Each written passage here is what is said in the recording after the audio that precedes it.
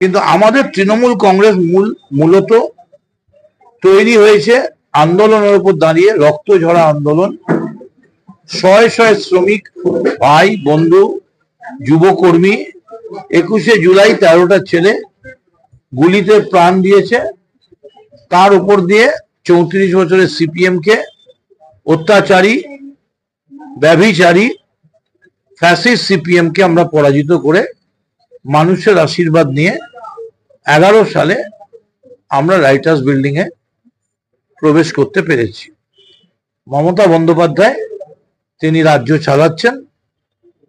21শে জুলাই দেওয়াল লিখন করতে এসেছিলাম এবং এই দেওয়াল লিখনের সঙ্গে সঙ্গে স্লোগান ছিল, যেটা লেখা হয়নি, যে যদি প্রয়োজন পড়ে আমরা শুধু শহীদদের কথা মনে পড়ব না, যদি প্রয়োজন হয় আমরা সবাই শহীদ হতে রাজি আছি, কিন্তু যে কোনো মূল্যে 21শে জুলাইয়ের এই শহীদদের যে আত্মত্যাগ তাকে সামনে রেখে রাজনৈতিকভাবে গণতান্ত্রিক পথে 2026-এ বাংলায় সেই ট্র্যাডিশন আবার চলবে।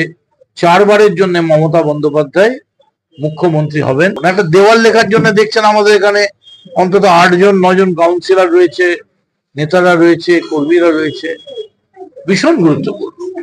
21শে জুলাইয়ের আত্মত্যাগের মধ্যে দিয়েই বাংলায় রাজনৈতিক মেরুকরণের সমীকরণ পরিবর্তিত হয়েছে।